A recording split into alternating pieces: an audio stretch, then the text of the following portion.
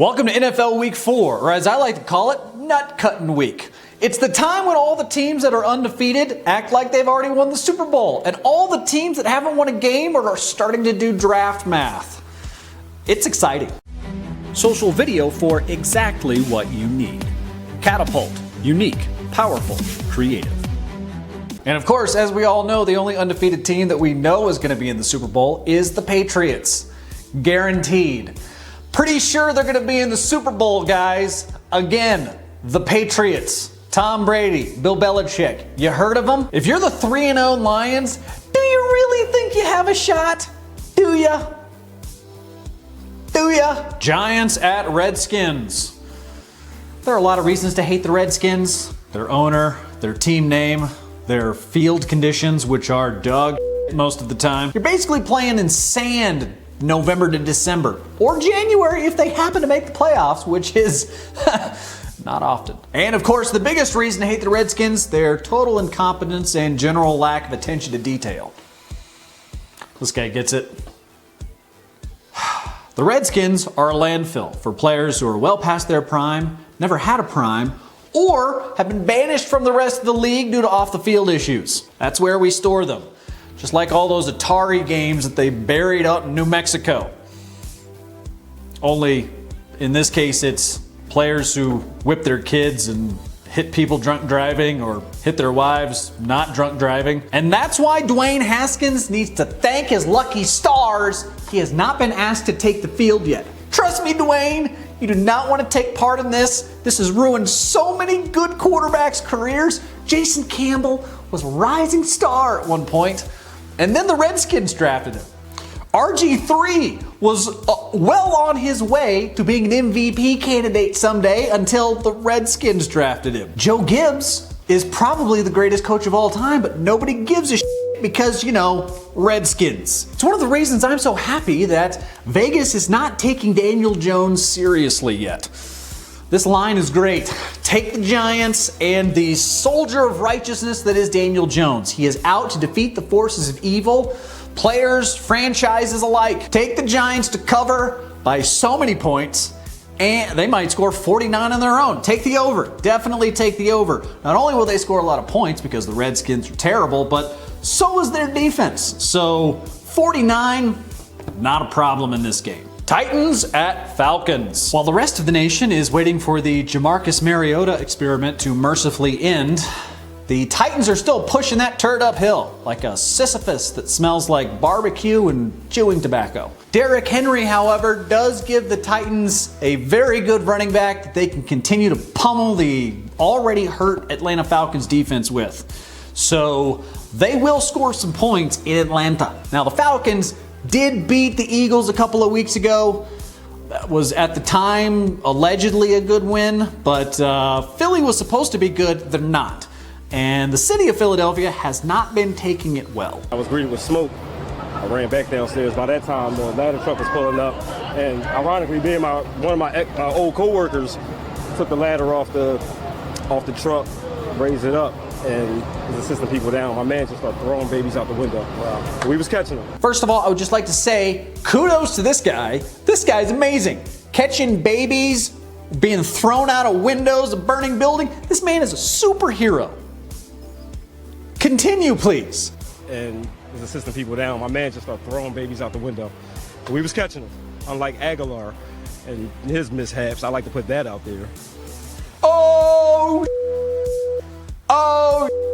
Look, Philadelphia, you used to give guys walking off the street contracts all the time. I'm pretty sure this guy should be playing wide receiver for you right now. If he's catching babies flying out of burning buildings, I'm pretty sure he can catch a football. Look, the Falcons are always a good team on paper, and they're picked to win a lot of games. Matt Ryan's a very good quarterback. They are riddled with injuries, but I have to say, they never quite do the thing that you want them to do. They never quite are the thing that they need to be to fulfill expectations. So, don't take the Falcons in this game. I will say take the Titans and the under. I will take the team with a giant blue ox for a running back and the head coach who has 4 testicles due to an over-exuberant testosterone level. Yeah, ageless male. You want to know where all that testosterone comes from? They just milked Mike Vrabel's nutsack. Seahawks at Cardinals. The Cardinals probably look at the Seahawks and think, wow, that's probably going to be us someday. Look, we got a great looking head coach who used to coach in college, kind of an up-and-comer. Also, we've got a young quarterback who was undersized and kind of overlooked.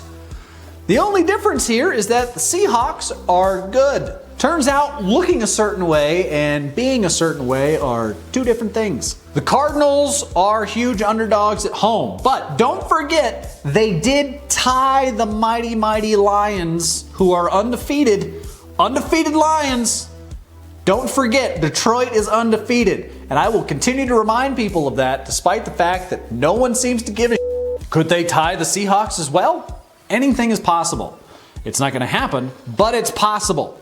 Take the Seahawks in this game over and over and over again, and take the over, because pretty sure that defense is just a myth at this point in the NFL. Jags at Broncos. There comes a time in every franchise's existence where they start to genuinely question their own mortality. Welcome to Denver, the world of suck. Trying to get it right. Right now it's in 0-3. Living in a world of suck. So, football is still fun, but it's not so much fun when you lose it. If you live by John Elway, you will die by John Elway, and that's been true since they didn't draft him in 1983. Was Joe Flacco a mistake?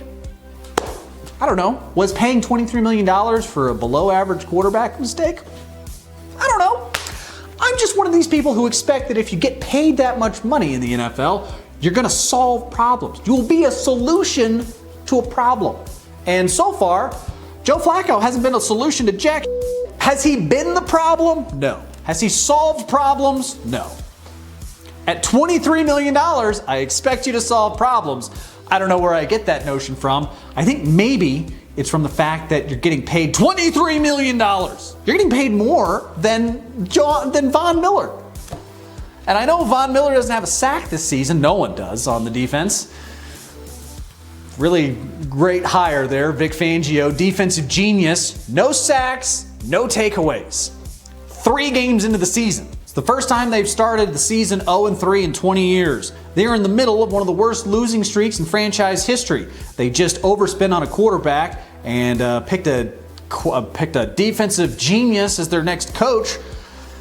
Really starting to wonder why on earth Vic Fangio wasn't able to get a job for 4 decades. So, were any of these things mistakes? Depends on who you ask.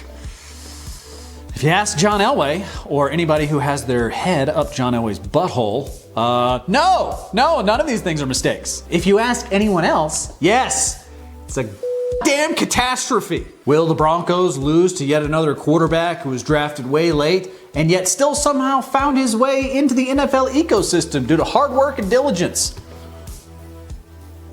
It would appear so. Gardner Minshew and his beautiful 70s porn stash are going to the Broncos up. Unless, of course, their elite level defense. Wait, no. Not the. Hold on. Broncos elite level secondary. No. All right. Okay. Maybe about the Broncos pass ref. Take the Broncos and the under. I'm picking the Broncos again. I'm 0 for 3, obviously. Picking the Broncos to win games this season. But I can't spend any more social equity telling the truth in Denver, where I live. So pick the Broncos. Take the Jaguars for the love of God. Social video for exactly what you need. Catapult. Unique. Powerful. Creative.